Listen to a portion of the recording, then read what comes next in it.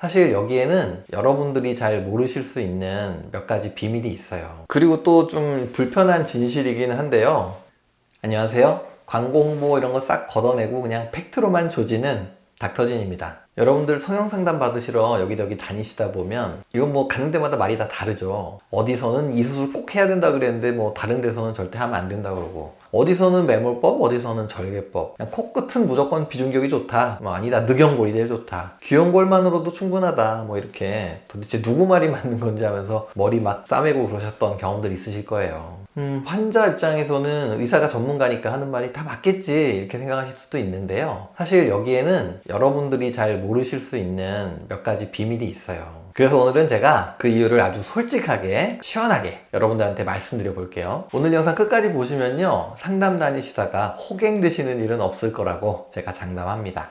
병원마다 말이 다 다른 첫 번째 이유는요, 의사 선생님들도 사람이잖아요. 그러니까 각자 이 경험이라든가 선호하는 수술 방법 이런 게 다 다르거든요. 바로 의사의 스타일과 주특기 이런 게 좀 다르기 때문이에요. 이거를 요리로 비유를 하면요, 같은 김치찌개라고 하더라도 엄마가 만들어 주신 거하고 할머니 만들어 주신 거하고 맛이 조금 다르잖아요. 둘 다 맛은 있지만 스타일이 조금 달라요. 근데 미용 성형도 마찬가지예요. 저 같은 경우에는 가급적이면 최소한의 수술로 최대한 자연스럽게 이렇게 결과를 내는 걸 선호하거든요. 그런데 또 어떤 원장님은 뭐 기왕에 하는 거 그냥 확실하게, 뭐 화려하게 이런 스타일을 선호하시는 분도 계시죠. 근데 이거는 누가 맞고 틀리고 그런 문제가 아니고요, 그냥 철학이 좀 다른 거예요. 그리고 의사마다 좀 자신 있어 하는 필살기 같은 게 있어요. 그 망치만 가진 놈한테는 모든 게 다 못으로 보인다 이런 말도 있잖아요. 의사도 자기가 제일 잘하는 무기를 쓰고 싶어 하는 그런 경향이 분명히 있거든요. 눈 전문 원장님은 그냥 눈만 예뻐져도 인상이 달라져요 이렇게 얘기하면서 온통 눈 얘기만 하고요. 또 코 전문으로 하는 원장님은 코가 얼굴의 중심이에요 이렇게 얘기하면서 코에서 다 답을 찾으려고 하죠. 그리고 또 필러 많이 하시는 원장님은 그냥 눈이나 코나 뭐 이마나 볼 그냥 필러 하나 가지고 다 해결을 하려다가 오히려 문제를 만들기도 하고요. 어떤 유튜버 분이 실험을 하셨는데요, 같은 사진을 들고 병원을 이렇게 가도 눈 전문 병원에서는 눈 수술, 또 코 전문 병원에서는 코 수술 권하고 그런 경우가 많았대요. 좀 감이 오시죠?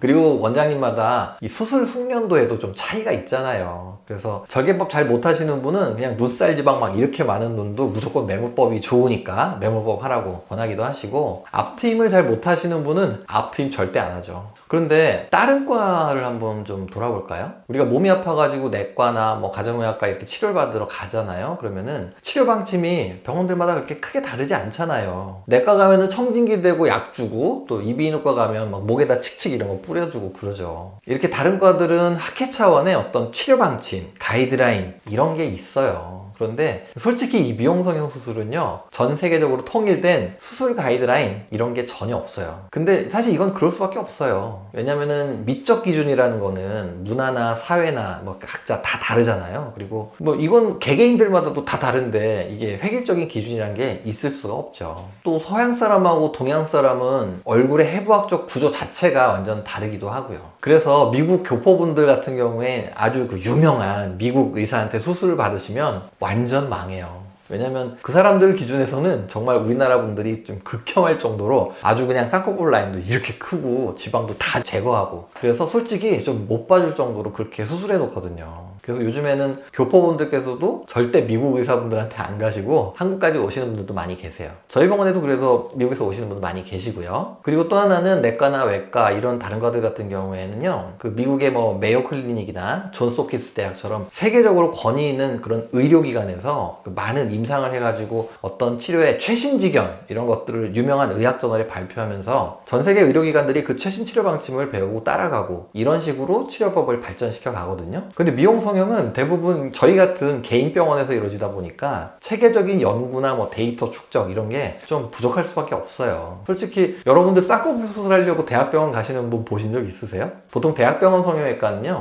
미용 성형 잘 안 하죠. 재건 성형 중심이고, 뭐 피부 이식, 간 이식할 때 뭐 미세혈관 연결하고, 손가락 잘린 거 수지 접합하고, 화상, 선천성 기형 이런 거 주로 해요. 미용 성형 케이스가 거의 없다시피 하는데 연구를 할 수가 없죠. 또 로컬 병원에서는 결국 각자 이 노하우를 바탕으로 수술하다 보니까요, 그냥 마케팅 하느라고 별의별 막 수술명만 다 갖다 붙이고, 그래서 별것도 아닌 거 수술명만 잔뜩 그래가지고 여러분들 막 헷갈리고 그렇게 만드는 거예요. 그리고 또 좀 불편한 진실이긴 한데요. 병원도 사업체잖아요. 고정 지출도 만만치 않게 들고요. 저 같은 경우는 마케팅을 전혀 안 하지만 사실 대부분 많은 병원들이 이 마케팅 비용 장난 아니거든요. 그러다 보니까 아주 가끔은 환자분들한테 이 최선의 방법이라기보다는 병원에 좀 이익이 많이 남는 그런 수술을 추천하는 경우가 있는 것 같아요. 최소한의 수술로 충분한데 굳이 더 비싸고 복잡한 수술을 권하는 거죠. 뭐 예를 들자면 제가 항상 여러분들한테 말씀드리고 있는 불필요한 눈매 교정이나 또 젊은 분들한테 무분별하게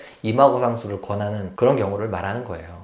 그러면 이런 혼란 속에서 우리 구독자님들 호갱되지 않고 현명한 선택을 하시려면 대체 어떻게 해야 되나 제가 좀 정리를 해드려 볼게요. 일단 상담을 몇 군데 좀 다녀보세요. 그리고 그 병원이 추구하는 철학이 어떤가, 스타일이 어떤가 이런 거를 좀 미리 파악하시면 도움이 될 것 같아요. 사람은 영혼의 존재라서 상담을 이렇게 좀 받다 보시면은 대충 감이 좀 오실 거예요. 어떤 병원이 좀 진정성 있게 상담해 주시는지 그런 걸 잘 좀 비교해 보시면 좋을 것 같아요. 그리고 또 상담을 하는데 처음부터 막 이것저것 너무 많은 수술을 권하거나 빨리 그냥 당장 결정 빨리 하라고 재촉하는 그런 것도 조금 주의하시면 좋겠고요. 그리고 무조건 그냥 수술하면 다 된다 막 이렇게 얘기하지 않고 이 수술의 한계점에 대해서 얘기하고 또 부작용 이런 거에 대해서 솔직하게 얘기해 주는 병원을 믿으시면 좋을 것 같아요. 그리고 무엇보다도 진짜 내가 원하는 바가 뭔지 좀 명확하게 해야 돼요. 자연스럽게 개선하는 게 좋은지 아니면 좀 확실하게 변하고 싶은지 내가 원하는 스타일을 여러분들이 어느 정도 좀 정해놓고 가셔야 그냥 예쁜 실장님한테 혹해가지고 말도 안 되는 수술 막 이것저것 하게 되지 않거든요. 오늘은 여러분들이 성형상담 가실 때 병원마다 말이 다른 이유에 대해서 아주 좀 속 시원하게 얘기해 봤는데요. 어떠셨나요? 성형수술은 그냥 물건 사는 거랑은 좀 차원이 다르잖아요. 내 몸에 하는 아주 중요한 결정이기도 하고요. 병원마다 말이 좀 다른 건 어쩌면 당연한 일일 수도 있어요. 하지만 그 이유가 의사의 건전한 철학과 실력 차이 때문인지 아니면 그냥 상업적인 계산 때문인지 여러분들이 잘 구별할 수 있는 안목이 있으시면 좋겠고요. 근데 이건 진짜 오롯이 여러분들의 몫이에요. 오늘 이야기가 도움이 되셨다면 구독, 좋아요, 알림 설정까지 꼭 좀 부탁드리고요. 궁금한 점 있으시면 댓글에다가 막 많이 남겨주세요. 저는 더 좋은 내용 가지고 다음 영상에서 다시 찾아뵐게요. 그럼 안녕.